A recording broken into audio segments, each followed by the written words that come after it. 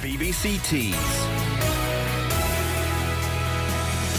BBC Tees Breakfast. Ali Brownlee with you as I am every weekday morning from 6 o'clock, and thoroughly enjoy your company. Your reaction makes this particular programme. 6 minutes now past 7 o'clock, and let's head to the main topic that we're discussing today, and indeed it's been the main topic many of us have been discussing for quite a few days now, because this hot weather has been with us for a period of time, and with temperatures in many parts of the UK expected to creep above 30 Celsius for the 5th consecutive day today. Parts of the country are now officially experiencing a heat wave, the first since 2006. Right here in our part of the world, we haven't quite hit the 30 plus highs so far. But on this, we're still experiencing, aren't we, a prolonged period of hot weather that's starting to take its toll on services and amenities where we live. The North York Moors National Park has told us here on BBC Tees Breakfast is now officially on fire alert because the ground is so dry as the hot weather continues. The North East Ambulance Service, for example, saw the number of call-outs rise from an average of 700 per day to over 1,200. And Cleveland Fire Brigade says it's seen call-outs rise by 30%. Also under pressure, it would seem, is the RNLI. When weather is like this, many of us head for the beaches to enjoy the sunshine and to enjoy the seaside. But are we putting ourselves in danger?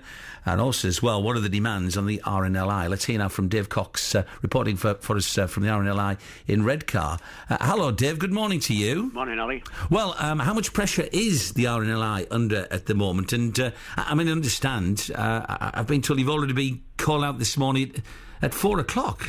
That's right. We've had a very busy fortnight, certainly. We've had about 10 call-outs in the last 2 weeks. And the most recent was at 4 o'clock this morning, 4 people in the water swimming near the Courtnham Hotel at Redcar. It beggars belief, Dave. Can I ask the question, why are people in the water swimming near the Courtnham Hotel at 4 in the morning? Have you any idea? Well, it is a bit of a puzzle to us as well, Ali, but when one of our launching authorities drove down to the beach to talk to them, it did appear that they were somewhat under the influence of alcohol, so I think that's played a part on this occasion. And that's a very, very dangerous mix. Drink and the sea leads to a very dangerous situation. What are the dangers? Dave, on Monday, for example, I was down the Majuba car park at Redcar and just enjoying the view out towards the sea. I mentioned to a few people here, I saw somebody, this was about 1:30, laid flat down on the sand with a few cans of beer alongside them. I mean, obviously, they'd had a bit too much sun. But what is the danger of that combination, say, for example, too much alcohol, which people attempted to do with the hot temperatures, and going down to the seaside? Well, there's two effects. One effect is the physical effect on your body, because alcohol does cause a more rapid increase in heat loss from the body. And the North Sea, even at this time of the year, is very, very, very cold. It's only about 10 or 11 degrees. That's very cold. So they lose heat more quickly, so hypothermia is a huge problem. And, of course, when you've had a drink, you're maybe not quite as coordinated, you're not quite thinking as clearly as possible, and the risk of drowning is tremendous in that situation. Also, and again, going back to when my daughters were young and we used to go along to Redcar, Saltburn, and when the weather was fine, I still remember now, I think it's still chucked in my shed somewhere, the inflatable devices like the big sharks and the big crocodiles that you used to take out with you. Without sounding like a killjoy, because I used to use them with our daughters when we used to go to the seaside. There is risks, though, isn't there? Oh, absolutely, and leave it in the shed, Ali. But if you are going to use one in the sea, then really what you need to have is somebody who's very responsible, looking after whoever's in it. And what we say is get a long, strong rope and make sure that there's somebody responsible holding onto that rope on the shore edge. And in that case, they're great fun. The problem arises where people don't look after themselves, they do get blown out, and once you do get caught in the wind, you can end up, for example, as happened a couple of years ago, a mother and daughter 1.5 miles offshore. A mile and a half? A mile and a half in about 10 minutes. Both very cold, very unprepared to be out that far out, unable to swim back, and we had to rescue them on that occasion. So, yeah, by all means use them, but you've got to take great care. So that is one of the balancing acts, isn't it, Dave? Because, we want to encourage people, because it's such a beautiful part of the world when we do have decent weather, unlike 12 months ago, for people to come out and enjoy the coastal areas. But it's a balance between, we don't want to sound like killjoys in the morning, but there is a serious message here, isn't there? There is a serious message. You're right, we've got a wonderful coastline around here, and at this time of the year, it's a fantastic place to be. The seafront at Redcar has been packed out for weeks now with people. And please do enjoy the sea, but just remember, it does have a bite. It's a little bit hostile. And if you don't take some basic precautions, then you could end up in difficulties, and we don't want that. All the are actually all the RNLI servicemen and women volunteers. So do you feel under pressure for these call-outs? Because there's another job to be done as well, isn't there, is what I'm saying? Well, there is.